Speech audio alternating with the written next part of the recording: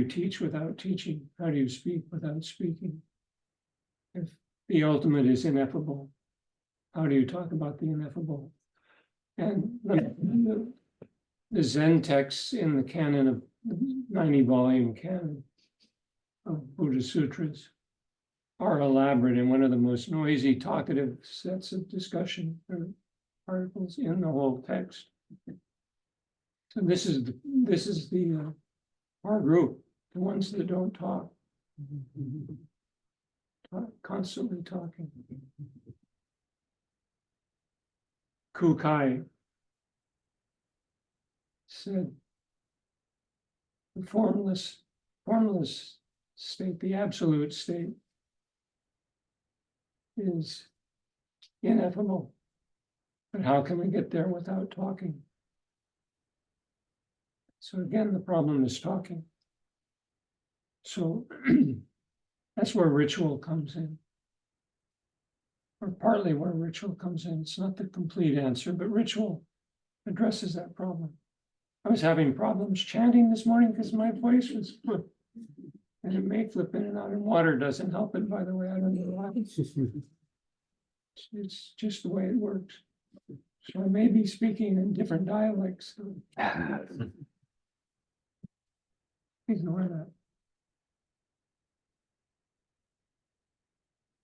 So, ritual chanting, what is it? What does it do and how does it do it?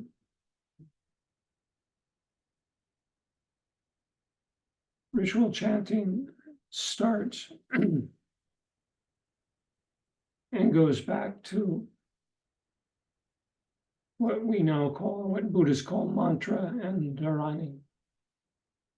One of the earliest forms of chanting that we have on record in any case goes back to the Vedic scriptures in India, pre-Buddhist.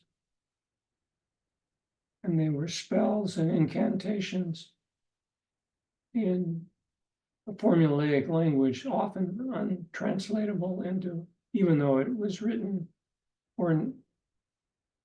remember, writing was the opt-out solution. Most people couldn't write, let alone read. And the early scripture, the sutras themselves, and also the dharani and the mudras were memorized and were not texts. So the question of text doesn't arise in the early stage. But that's what these early mantras and dharanis were. And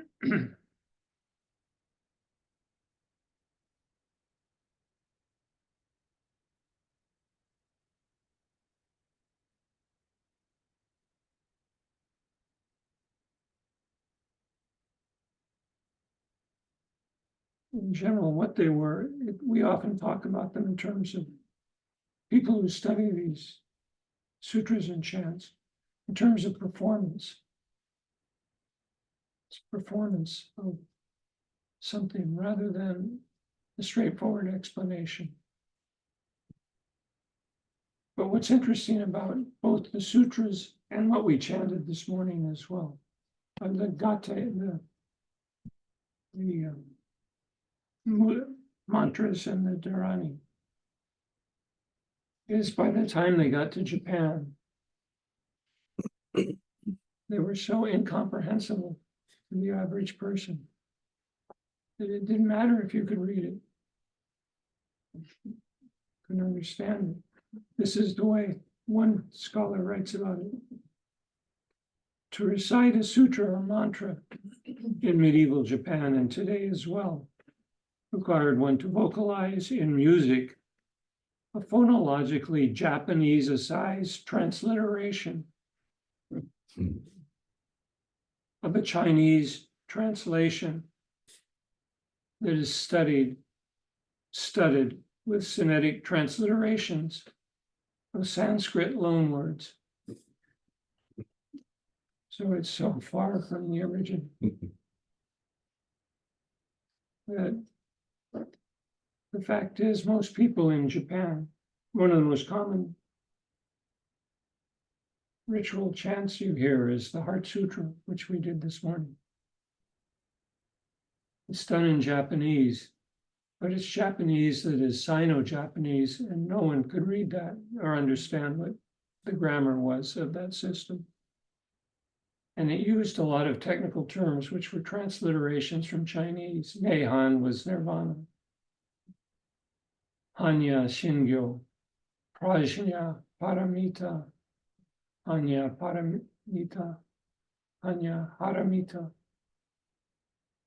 were transliterations, not translations. Term couldn't be translated. It can be explained, but it can't be translated. So even the sutras, and to some extent the dharanis that have translated parts, are not intelligible to most people. In Japan, on particular days, usually the full moon and the new moon, groups of lay people and monks gather either at temples or at sacred sites and chant the Heart Sutra. And lay people every one of these festivals you go to, there'll be a group of 2 or 3 groups of retired people, probably, or not all retired people, but anyway, groups of people chanting the Heart Sutra that we chant in Sino-Japanese. So chanting kind of cop out to talking is, we're not saying anything. We don't know what we're saying. We're just repeating the words, repeating the sounds. So mantras, dharanis, sutras were chanted to some extent. And the Heart Sutra presents itself as a sutra, but as we'll see, and even if you read it, it tells you itself, it's not a sutra, it's a mantra. It's the great mantra. And it's one of the only mantras that's done completely in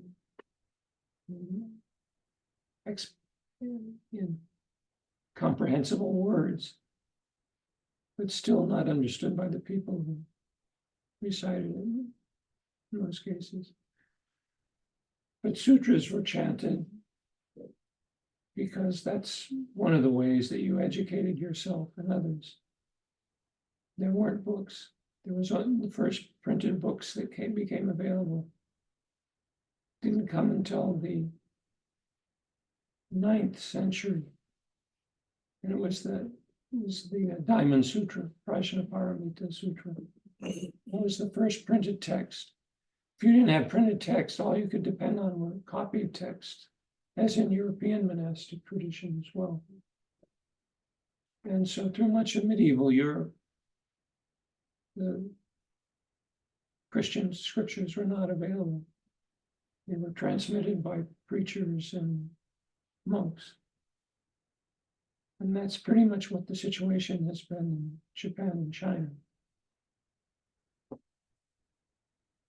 So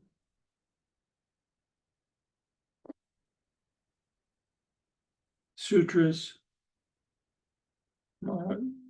mantras, dharani, and gatha, G-A-T-H-A, but it's pronounced gatha. Those are the poetic responses to moments of insight and explicatory attempts. So, incomprehensible, performance, collective, done as a Sangha, and it's what makes a Sangha. And that's what was By the way, I don't know who Claude is.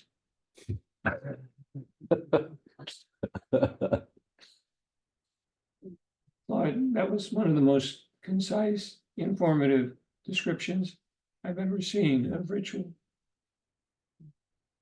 Who is Claude? Does anybody know who Claude is? Yes, it's AI. It's AI. AI, what's AI? It's, well, Oh, artificial. Tom uses Claude, for, which is artificial intelligence, chat, GBT, whatever. He calls it Claude, but it's Oh, all of humanity's, at least in the computer world, concise answer. Isn't that interesting? oh, that says everything. Yeah. I'm feeling kind of creepy right now. I'm out of here. Hey, I'm gonna give you, It's like, I mean, yeah, I was freaked out too when I found out, but it's all of the intelligence and understanding of all of humanity who have contributed to this system, so. But It to read me, beautifully, it yeah. was- When I read it, I thought it sounded like Anton, and I thought that cloud, CLAUDE, I thought was Anton's take on the cloud. Interesting, yeah. I, because I'm so new to AI, I figured out it was AI, but I don't know how one sources it without one's own take, without one's own, there's a little bit of oneself in there somehow, whoever is asking for it. That, I don't know anything on it. Yeah, I mean, just he put in asked the the word. questions so that we got a wonderful answer. Yeah, and knowing how to ask the question is important. He's been playing with this with the board, I'm on the board, so occasionally he's done some other things like this, so. Well, what threw me off was, there's a picture of Bill, Mhm. and I thought, is he calling himself Claude now? Because he was responding to a Michael, and Michael had asked Bill the question. Yeah. So I thought, when I saw Michael, I said, oh, this is Bill's answer to Michael. Yeah. I could have asked AI. yeah, That's you easy. should have got the AI. Didn't think of it. I didn't think of doing that. I was still, Instead, Still you like, got, yeah. What's AI? I was looking for official intelligence, not artificial. No, Oh, I I. have for you my artificial ignorance. Human intelligence. I was Human impressed with this intelligence. guy. I wanted to meet the AI guy. Yeah. And I You asked, have. you know, I asked Anton, who is Claude? He didn't answer. Oh. I was communicating with him for a while now. Okay. I mean, suddenly I give up. Please don't. No.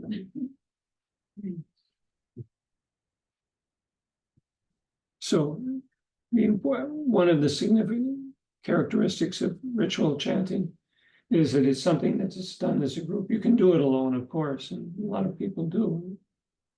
In fact, I'll go over it occasionally when I can't sleep. I'll just start chanting something in my mind. And but it's really a Sangha identified practice, I think, and very important to Sanghas because it's, as AI tells us, it brings us together in a way, our minds together. And I'm not even going to summarize what AI said. You can read it again.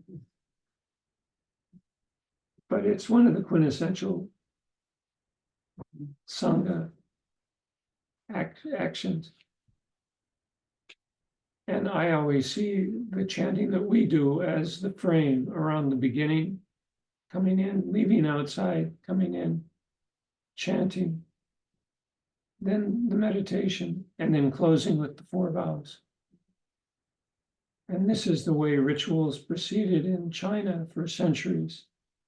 The ritual texts for Taoism and also for not Confucianism, Buddhism, start with a transition through a kind of chanting regime, set of chants, that then proceeds to, in the early Buddhist temple, monasteries, when the public was invited in, or all the monks would come in twice a month or even every week, one time.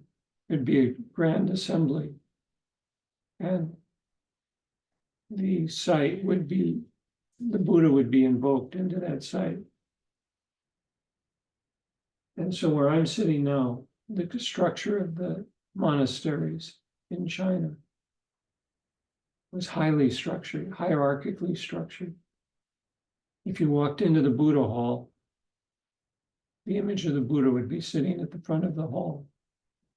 And everybody would perform ritual actions in front of it. When Chan came along, Zen came along, the Dharma talks, even before Zen became popular, the Dharma talks were given by the abbot of the monastery.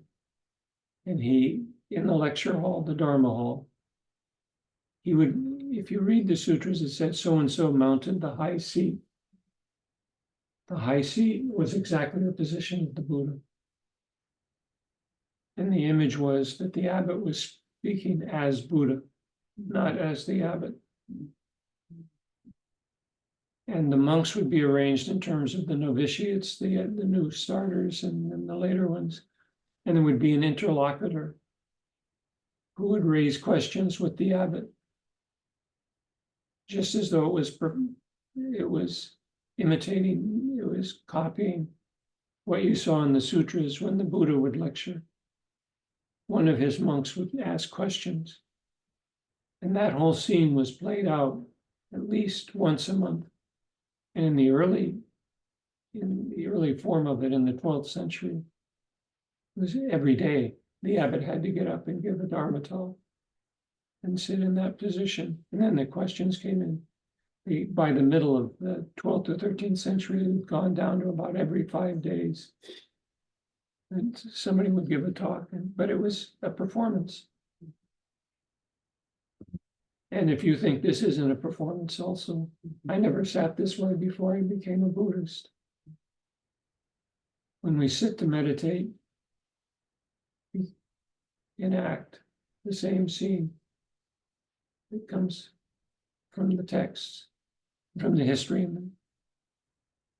and the practice in China and in India. So, the final thing I'll say about what the chanting is that it's not, it doesn't deliver information. It's not a Dharma talk. It does things rather than tells you things. It's a proactive form of practice rather than an informative form. You don't do rituals in order to learn anything. You're doing something. It's an illocutionary act. What does it do? It's an act that gathers attention. That's AI. I found that on AI. Now I know I'm doing. It gathers scattered attention, not on AI. It molds the somatic body rather than the mental body. It harmonizes body, speech, and mind. That's from AI, but again, it's action rather than information. It generates a felt sense of Sangha, and it's a link to the collective past.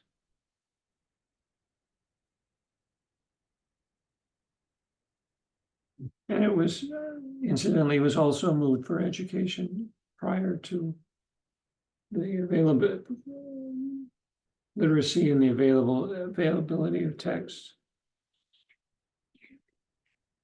It was the only way you could study the sutras, was to memorize them.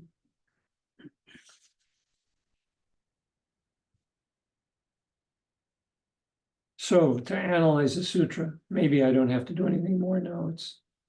We've already done, or all we need to do is chant. Because somebody wrote, this I thought was very perceptive, a recent teacher. To approach ritual as a text to be deciphered is tantamount to reducing music to a score, or a territory to a map. And with that, we'll go ahead and start analyzing it. Now let's talk about some of them.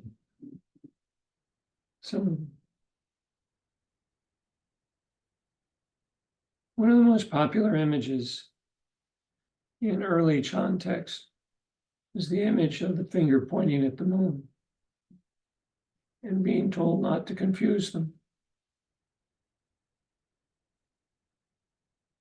So one teacher I read describes this in terms of her cat. We used to have a lot of cat people in this group, where they've all gone. And she said she often tries with her cat to point at something, to point at the moon. And what does the cat do? It looks at the finger. Yeah.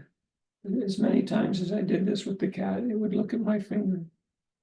And I keep saying, no, look, it's over here. The cat would smell. And so she finally gave it. She said the funny thing about this was she kept trying to use her finger to point for the cat, but the cat never got it. It always looked at what her finger was doing.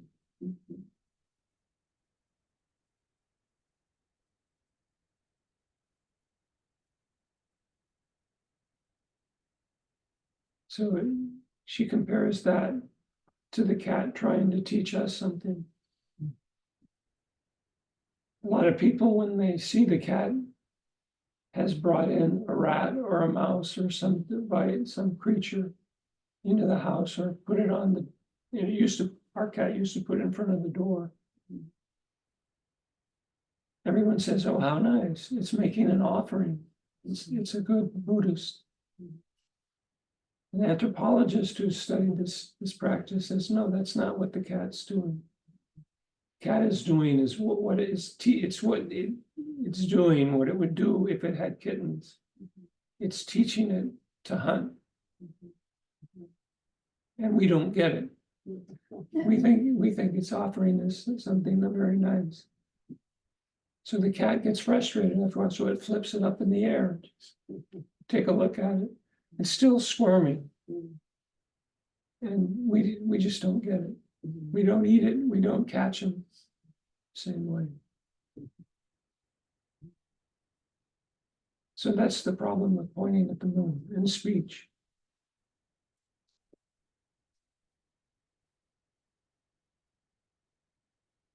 So in our, we should have the manuals. Sure. Everybody should have them because you can read them while you do it. Thank you. You should still need one. Yeah, thank you. Sure.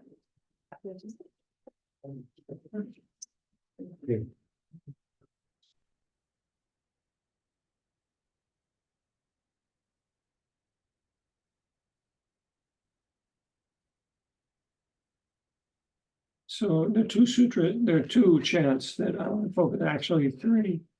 The Heart Sutra, and then the mirror, precious mirror, and then the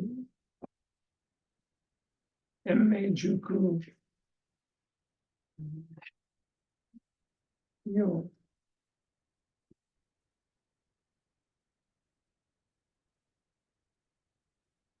The Heart Sutra. It's interesting. Now I understand why Claude kind of made a strange comment. I thought there was something very strange about the way he described what the contents of the sutras were. Because he started with the Heart Sutra and gave a fairly good explanation with it. Then on the next page, it talks about the Heart Sutra again, except in Japanese. It's in the Japanese, what we read, what we did. No, we didn't do it today. We did the English translation. They're the same thing. Not really two different things. AI missed that. And it missed the idea that there are many of these are transliterations, not translations. So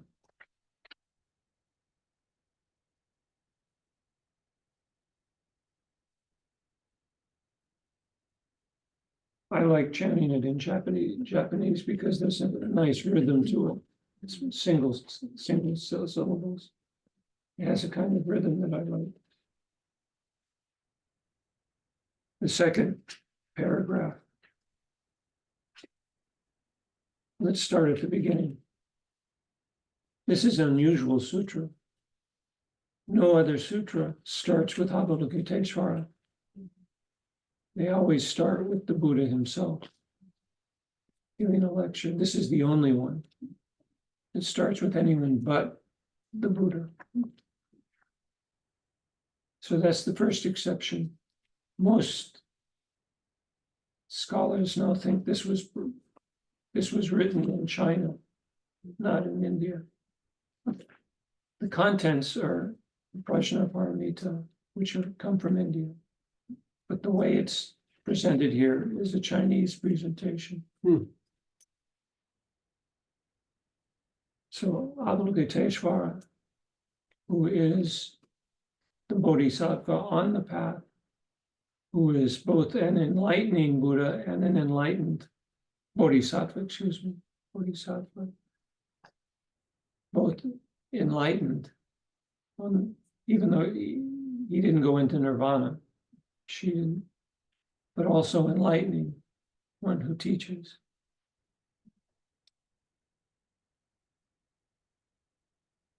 But how does he or she teach?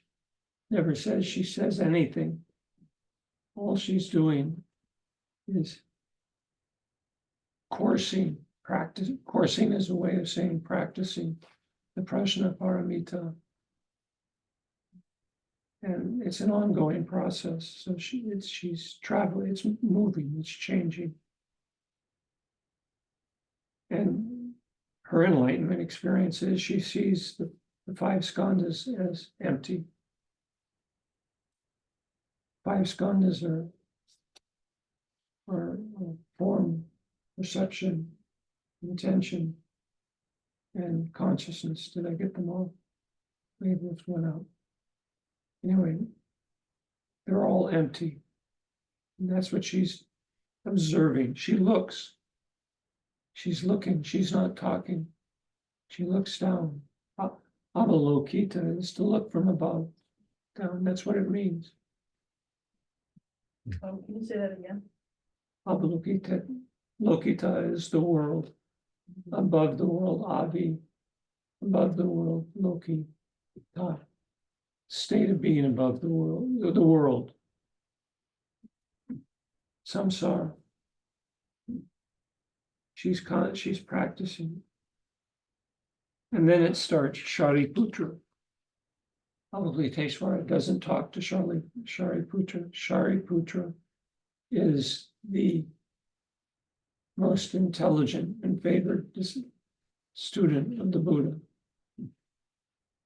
He's the one who created all the commented on, and was the intellectual in the crowd of disciples. And so in the Mahayana texts, Buddha starts out talking to him and tells him he hasn't figured it out, he's got it wrong. He thinks the skandhas are real and that there's no self in the skandhas. But here he's corrected. The first, and so this is not Avalokiteshvara talking, and she's exposed the five skandhas as empty. She's not talking. It has to be the Buddha that's talking, saying this. Because it's Shariputra is the student.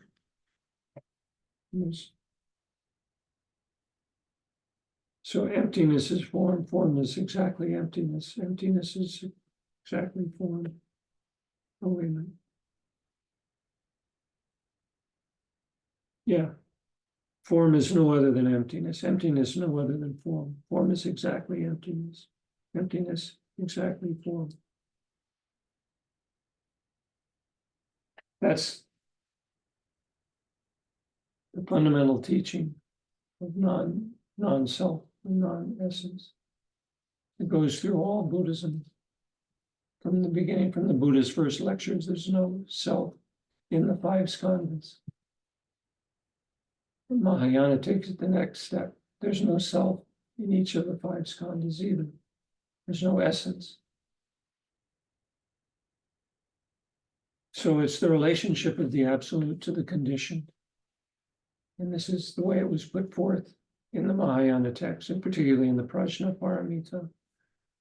And the Heart Sutra summarizes that in 4 sentences. And it goes on to show it in all the other teachings in the sutra as well, through the next big paragraph. I have a comment or the word emptiness is such a problem in the West. And, you know, even Buddhists, you know, often get it mistakenly thinking that it's more of a void or something that's lacking. Could you talk a little bit about the term emptiness, or is shunyata? Yeah, I remember when I first arrived in Berkeley, Bob, and you can meet people on the street saying they were Buddhist and there's nothing to learn because it's emptiness. Yeah. So you can just do whatever you want. That was me. That's when we met. Sure. It still is me. What's that, 50 years? Oh, we don't have to do it, learn anything, we can just be empty. Yeah, I know.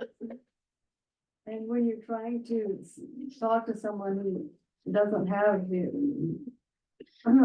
anyway, it's difficult. It's a difficult concept. It's difficult because it's based on the first teachings of the Buddha that aren't a part of this sutra. Mhm. It leaves out everything that came before, which this is responding to. Prajnaparamita. So what do you mean? No. Form. What is form? Form comes out of the early Abhidharma. Form are all of the objects of sense. Of all of the senses, 5, 6 senses. Mind, consciousness is the 6th sense. First 5 are the standard ones. So that's something that anyone who was part of the Buddhist world would have been familiar with when this was first taught. But it doesn't, it's in the Heart Sutra, it doesn't show up. So if the first thing you start with, which happens in Japan a lot, you don't have what went before. So you don't know what's being negated. And it's not being negated in the sense of evacuating. It's simply playing out the intuitive insight, intuitive or whatever, insight, that everything is depending on everything else, total mutual dependence, so that no one thing has an essence. The whole body is and that's why it can't be talked about, because it's everything. It's ineffable. But it's not nothing. It's the total mutual interdependence of everything in the cosmos. So that's an idea that's probably not even familiar to many Japanese who recite this, because it's a mantra. And it tells you that at the end, the last paragraph. If you thought it was a sutra teaching you something, you're wrong, because in the last paragraph it says,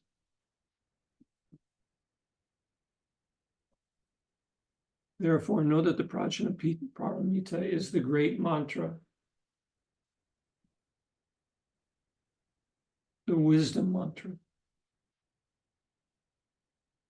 the unsurpassed mantra, supreme mantra. It removes all suffering, and that's what many mantras were for. To remove suffering, chanting mantras was one of the techniques in India, Buddhist and non-Buddhist, for dealing with illness and fear, death.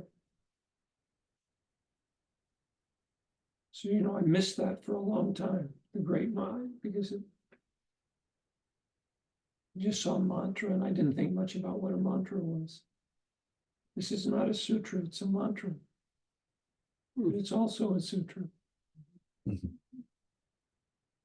So it's doing double duty. Could you say something about what a mantra is? Mantras, the intonation of words that are not necessarily comprehensible. It's the intonation that does something. It doesn't tell you anything. It's a vibratory, Say that again. vibratory. It's vibratory. Sound. It just vibrates, yeah, it's a vibration. I think it more directs your attention to something other than the aching ankle or legs or something. It's a directional thing of your attention. But And it also, of course, with the sound and the Sound. vibrations Yeah. in your body. it creates it's just a vibratory, Vibratory, the vibrations of sound. yeah, and that the mind gets absorbed by the vibration. There's a lot of research now on the vagus nerve. So the vagus nerve begins the base of the skull. Anybody else knowing about vagus nerve? And it's a huge network of nerves that goes through all the internal organs, front and back. Hmm. We know more now about the physiology of vibration, because when we're humming or singing or using mantra, we are vibrating the vagus nerve. There are other ways that in the ancient Ayurveda practice and so forth, that of course they didn't know what they were doing physiologically necessarily, but they were activating the vagus nerve. So I'm now studying that, and this has become so much more relevant to me because I understand more about the physiology. And, so yeah, those are ways to get through the I pain like the image of synapse. the suggestion that it's also musical. Mhm. And I defer to Bob on that because he took AI's instructions and substituted blowing the shakuhachi for For the word chanting. chanting, yeah, and it's the most profound statement on shakuhachi I've ever heard. And I was reluctant to share it with others until now that I found, I'll ask Claude. What's important to me is chanting, you have to verbalize this. My understanding is if you read the chant along when everybody in the room is chanting and you're just reading it and internalizing it, you're not making it part of the vagus nerve, you're not vibrating. You have to verbalize it and stimulate the 108 points in your mouth. And that's what does the work. It doesn't inform, it performs. So it's dynamic. I'd like to share one experience. It was on a retreat and we were chanting the Sufi, doing Sufi chants. And Tasneem, who was the directing us, there were about 200 people and about 100 guys were in a line. And she said, and our chant was A Rahman Elohim, Allah, Allah. And then she had the women dancing around us and doing this lilting chant. I forgot what their chant was. And this continued for about a half an hour. And you said, and the reason I'm sharing this is because you said there's something about the collective past, connecting with that I literally, within that, fell into a primal state where these were no longer my peers. They were my brethren, but not brethren in the physical sense, brethren in this deep vibratory connectedness to everything. And it was just such a wonderful, wonderful coming home. And that's what the vibration did for me. And I imagine it might have done it for the others as well. But just a power. So on the way over, I put on my Snatam Kar CD and chanted from home all the way here in Gurmukhi. I have no idea what the words are, but I know all the chants.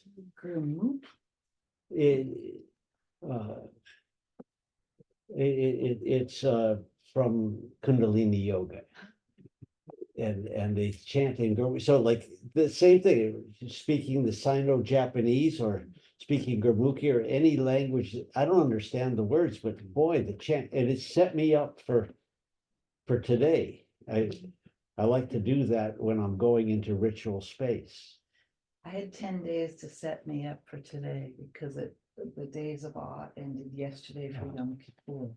Right. So I walked in and we did the chanting. I was really excited to be here and learn about chanting. And we did these chants, sat down. The minute I sat here in our Zen setting, all the chanting and singing I've been doing for 10 days in Hebrew came back. So I was sitting here experiencing that. So it gets embodied. Yeah. It gets embodied, and it doesn't matter to me anymore because I was with Wally Ali and those folks in Fort Mason, you know. Because of that immersion I've been fortunate to immerse in several traditions. It's the same. We get to a profound, deep resonance. It's designed for the human experience. Well, Dave, where do we go from here? So we go. And we actually have the chant Gate, Gate, Paragate, Parasamgate, Bodhisvaha. That's a very nuclear form of the entire sutra. And in fact, in the esoteric tradition of Buddhism, particularly in Tibet, there's even the Heart Sutra is one of the shortest versions of it is the shortest version until you get to Tibet. And there's the one syllable version of the Heart Sutra.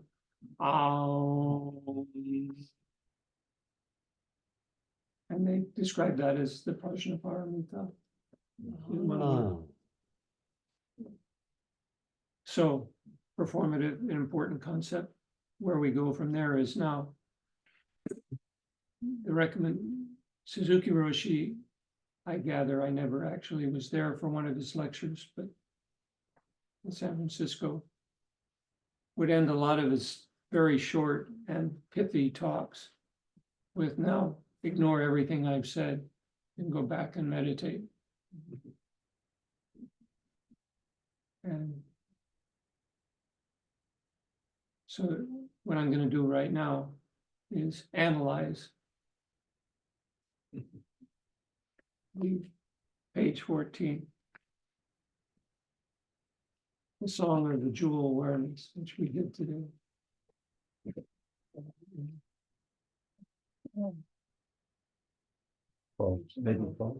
Page 12. This chant is done primarily in the Soto sect. It's not done in Rinzai. It's done in the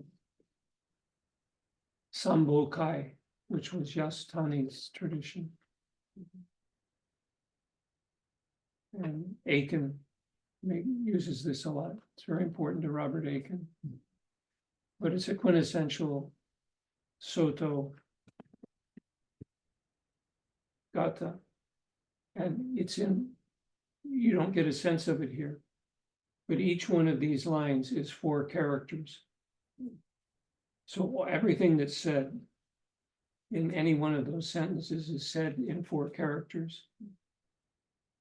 Well, because it's like poetry, there's pressure. You have to keep it at 4 characters per line, 4 characters per line. So that gives you a rhythm that begins to develop as you recite it in Japanese that we don't get in the English. And the rhythm takes over. What's that? And the rhythm takes over. The rhythm takes over, and then something else takes over. Chinese and Japanese people say, or teachers have said, it harkens back to this very archaic form. And it takes you back further in the kind of lineage of transmission. This very, very early, almost got mantra-like chanting, except it's full of information. And it's one of the most difficult ones to translate. I published a translation of this. And it was not easy. To get all that meaning out of 4 characters, and the ambiguity and the so on is incredibly difficult. So there was a study group that took all of the translations of this, put together, and you can take your pick because there's a lot of variation in translation. I have a copy of all of those discussions all put on top of each other. So if you ever want to go through deep in any one of these, do each one of those. It's a quintessential statement of Dongshan and the Soto lineage's approach to practice. And that's why I refer to it. I didn't think very much about this for a long time. I thought it was just a lot of claptrap, kind of Zen claptrap for a while. And I just recited it. I didn't think about it too much. Then I started thinking about it. Damn, that means something. And so the assumption is you're not learning anything. This is what comes through in a lot of Zen practice. You're manifesting what you already know, but you're not aware that you know it.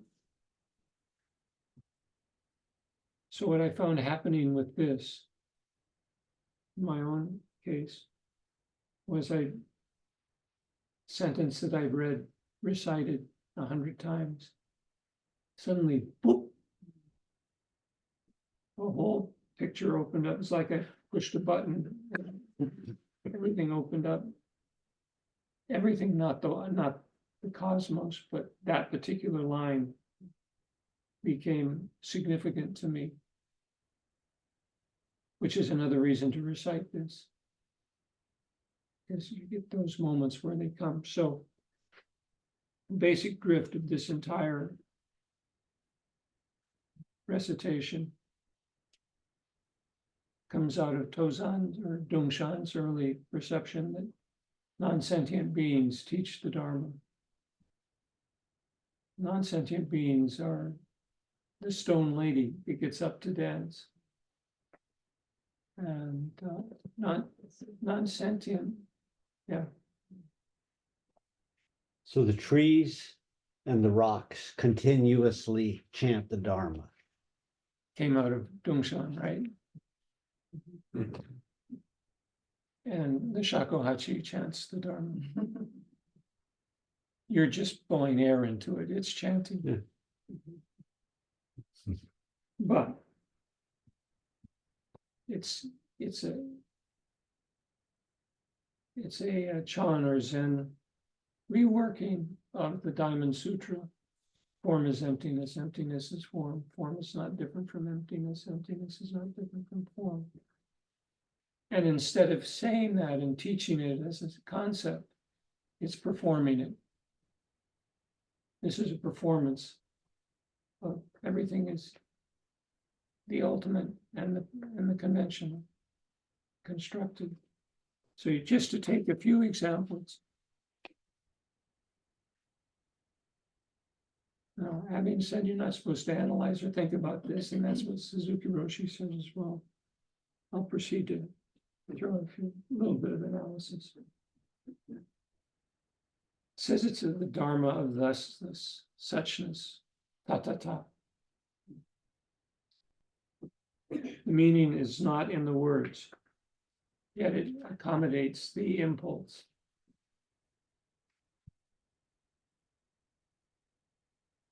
Finger pointing at the moon.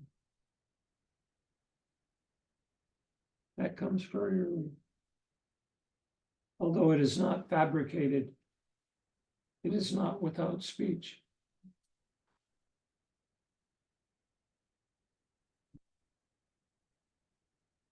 This is the one that always gets me. It's like a babe in the world. I like babe. I wish they'd used another word for that. It's like an infant in the world. Actually, the Chinese is a ruddy and red. It's just been born, so it's a ruddy infant. It's like the ruddy infant in the world. I translated ruddy infant or something like that. I don't try to use babe. In the 5 aspects complete. It does not come, it does not go, it doesn't rise, it doesn't abide. Ba ba wa wa. The Chinese is po po ha ha. And ultimately, it does not apprehend anything because its speech is not correct. Speaking without words.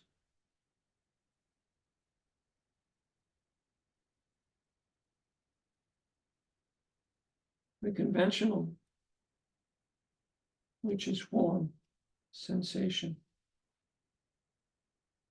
is what we speak. It's the finger pointing at the moon. The words are not wrong. They're only a problem if you hang on to them. But you still use words, so it says that as well.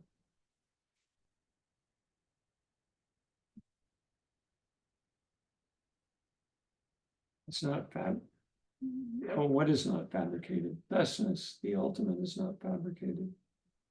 But it's not without speech. It speaks through forms. So because the emphasis is on non-duality, form is the conventional world, constructed world, constructed thought.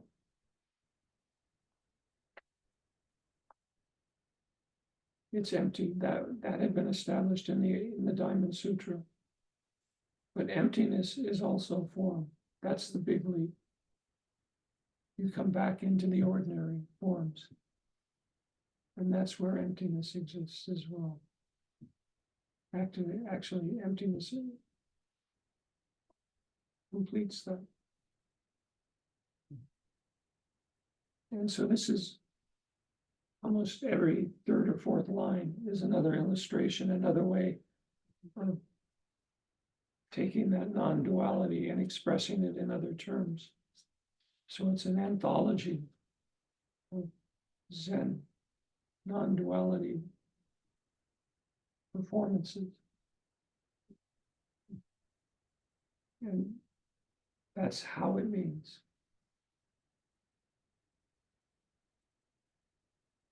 So how do you compare that to a Neoplatonist idea of the one? Well, Neoplatonists and also Right, in that sense, the oneness, Socratic method. well, yeah, Neoplatonist. Socratic method is the teacher is only the occasion for the insight of the student. Teacher is not the cause of the insight. Of course, right? It comes Of from course, inside. yeah, it's the favors, right? Emerges. So I see the jewel mirror awareness as the spark that's waiting to ignite. Right, potential. And if you continue to recite it,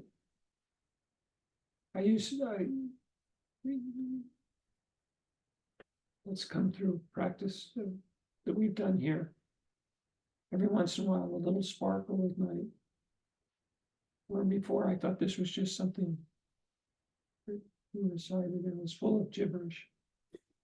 Even though when I translated, I said, this is incomprehensible. But I depended on a lot of other translations when I did mine. So yeah. There's a plate. I always wondered how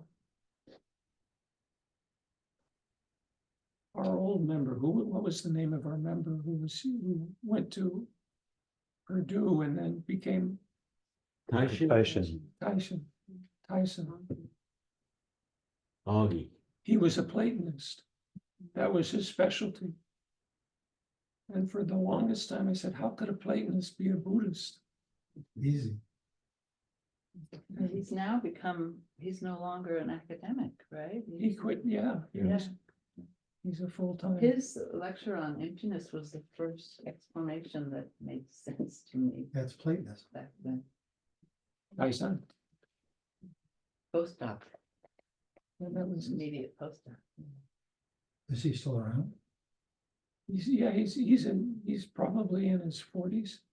Late 30s. He's just left a Zen center in Minnesota, and I think And he's think of Barbara Mayro's place as the head abbot at the, he's left that. Oh, he's left that He's left again. that, yeah. And I can't keep up. he might be in the Chicago area right now. I think he's sort of in between kind of permanent places to study and work. Yeah.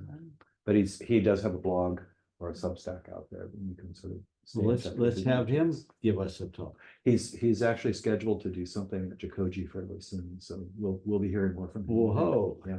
Timely. Yeah, I always regretted that I arrived just at the time he left, Thank you. because I knew I wanted to have a conversation with him about this. Yeah. You were Platonist. I don't know if I would call myself a Platonist. I'm more akin to Neoplatonism. What? Oh, Neoplatinus. Neoplatonist. Yeah, Neoplatonist. Plotinus, yeah.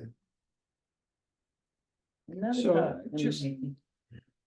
I know. I'm gonna be our timekeeper and gatekeeper just because I have that role as temple You manager. And failed. we're about 10 past noon. I was wondering if we might, in the next maybe 5 or 6 minutes, be able to sort of wrap it up because we're running a bit late. Yeah, I think we could wrap it up now in Yeah. any case. I don't have anything more to say, but keep in mind when just keep reciting this, little bits will pop out occasionally. Just a question as I was listening to you, I sort of got the distinction. I think between a sutra and a mantra, one more informing, one more performance and feeling and vibration and connection, and that they can live together as I think they do in the Heart Sutra. I think you referred to this as a gata and it's called a song. So do those distinctions matter? You also use the word dharani.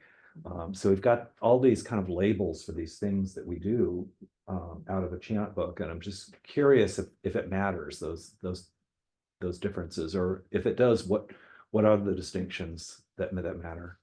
People try and distinguish between dharani and mantra, and it doesn't work. Mm-hmm.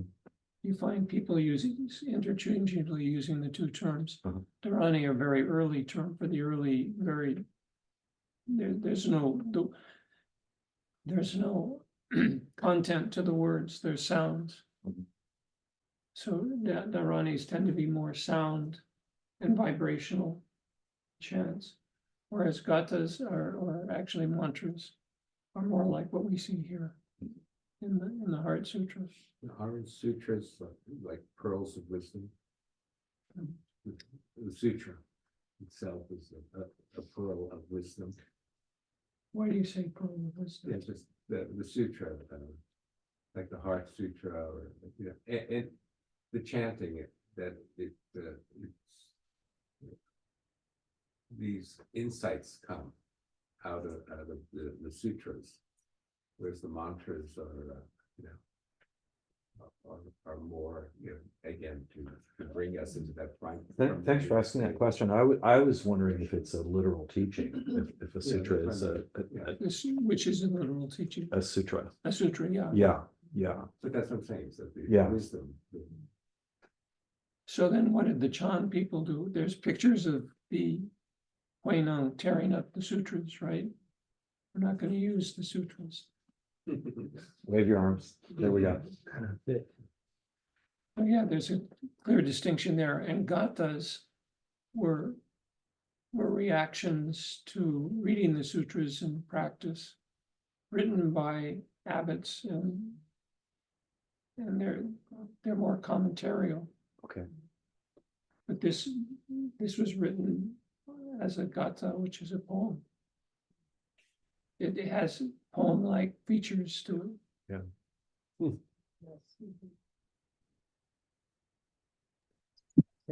Hi, everyone.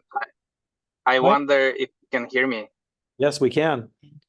I was driving, so I was not on the camera, so sorry for joining. I just wanted to share that Taishin agreed to give a talk to Santa Barbara as well, and it was planned for 27th of October, but he had some conflict with his new work, and we decided to reschedule it for later time. So we'll have him later. Thank you, Anton. Anton, did you want to comment at all on the AI and Claude? You probably heard that dialogue here. I did not hear all of the dialogue. I've heard that it was interesting for you to read.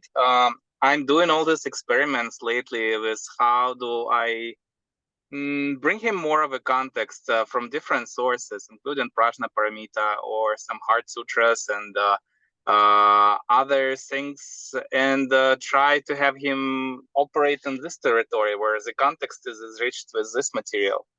And so far, it's been interesting. So far, it's able to go pretty deep. Thank you, Anton. It's good to see you, and thank you for your help with the technology today. Oh, no worries. Happy to help. All right. Given that information, since we don't have a program for 2 weeks, can we continue this?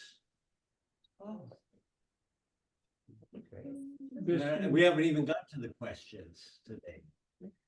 Bill? Anyhow, one thing.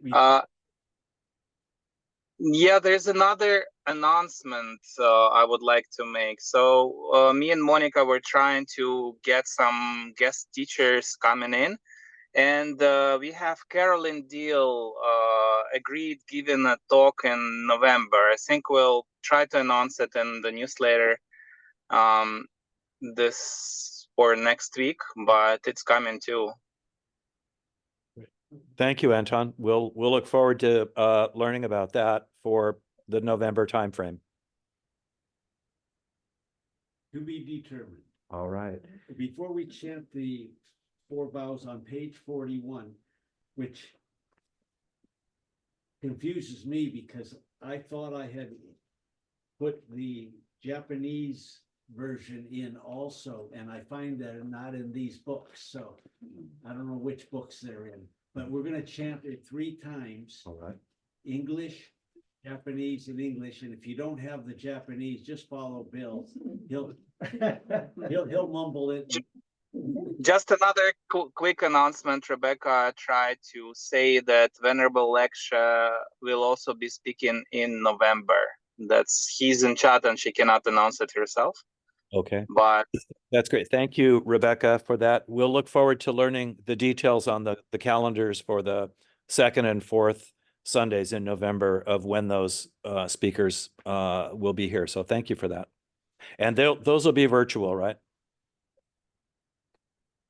For Caroline, it's likely virtual. I don't know about Venerable Leksha. I hope Rebecca shares more details with us. Yeah, we'll wait to hear on that. Virtual as well. She's in Hawaii. All right. Thank you very much. We're going to now stop with announcements and do the 4 vows, and then we can do some more announcements. But anything else from you guys? All right. Thank you so much for joining us. One thing I do have to mention though, when we've been chanting, we've had two sets of chants. When we do the Makahanya Haramita Shingyo in Japanese is on the odd days. Today is the 13th, and I violated that rule. When we do on the odd days of the Sundays that are odd, we do the Japanese version. Now that's fine. I finally shut it off. And then we do the identity of Relative and absolute. absolute, yeah, relative and absolute, followed by then Mijuku Kano Gyo, which is the chant to canon, and then on the even days we do the Heart Sutra in English, followed by what we did today, the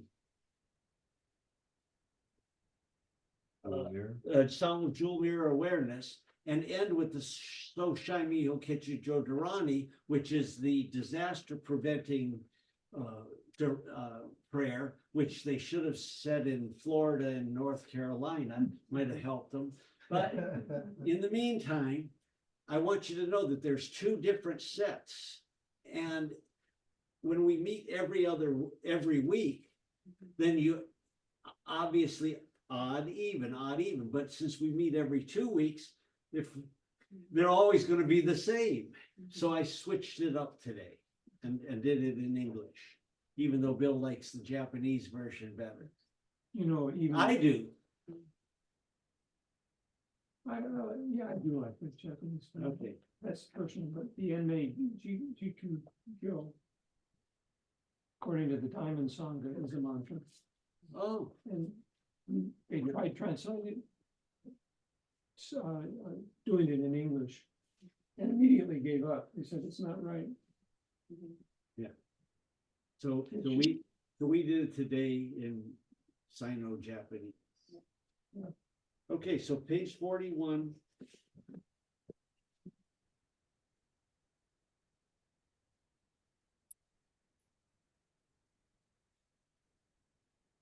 Sentient beings are this. I vow to save them. Desires are inexhaustible. I vow to put an end to them. The results are this. I vow to master them. The Buddha is unsurpassable. I vow to attain it. Shujo Muhen Seigando. Ono Mujin Seigandan. Oman Muryo Seigangatu. Butsudo Mujo Seiganjo. Sentient beings are helpless. I vow to save them. Desires are inexhaustible. I vow to put an end to them. The harmless are boundless. I vow to master them. The Buddha is unsurpassable. I vow to attain.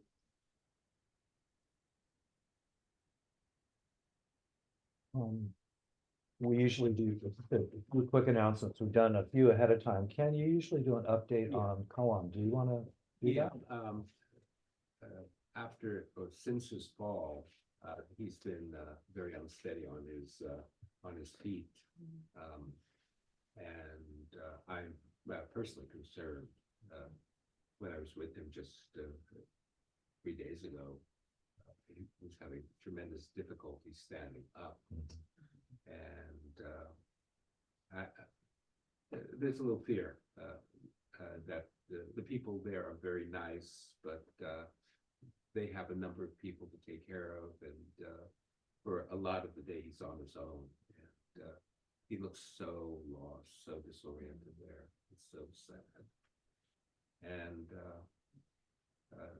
from that, I slowly, through conversation, tried to bring him back to himself, and then we sat for 10 minutes, and then we did he had passed as the road of liberation, and he was back for just a brief period of time, which is another way of saying if you have opportunity to go and visit, please. I think he's lost in law. Sangha. Thank you, Ken. Thank you for visiting with me and sharing with us. Any other announcements? All right. Oh, go ahead, Elisa. It's concerning the interfaith service around Thanksgiving. If anyone is interested in participating and representing our Sangha, please let me know. I know, Bob, you've done that in the past. Is that something? Sure, you'd let like- me know when and where and Okay. see if I'm in town. Okay, there are a couple of meetings, planning type meetings, so I'll put you on. And anyone who wants to go to the Asian American Festival, it's on right now at the Presidio. They have taiko drums, the gamelons already done, hula dancing, break dancing. So just let you know it's going on till 3 o'clock. So Are you gonna be there too? no, I didn't play this year. I usually do the invocation at the beginning, but not this year. I have a quick question. What do you guys do for hot soup? We go to various other Is event there- centers. So where do you guys go? Go to either Mount Baldy or Renzai-ji. Jikoji is having one. I'm sure ZCLA is having one. Oh, up at this Mountain Center. I'm not sure where theirs is. If you look on our website, they have all these opportunities to sit with the various groups, and that's I would suggest that. Did we have an opportunity to introduce ourselves to? We didn't. And I'm Dave. I'm just Joe. Hi, Joe. Nice to have you with us today. Thank you. Oh, fun to sit. And I'm Elisa. Nice to meet you. and- I'm just Ken. I'm just scanning. There you go. I'm Michael. I'm Bob. Bob, Hi, Bob. Bill, Bill. Thank you so much for today, Bill. Extremely insightful. really, Yeah. really. Wonderful. Let's give Bill a. Yeah. The professor came out. Grateful to you, Bill. Thank you. All right, I'm gonna, in the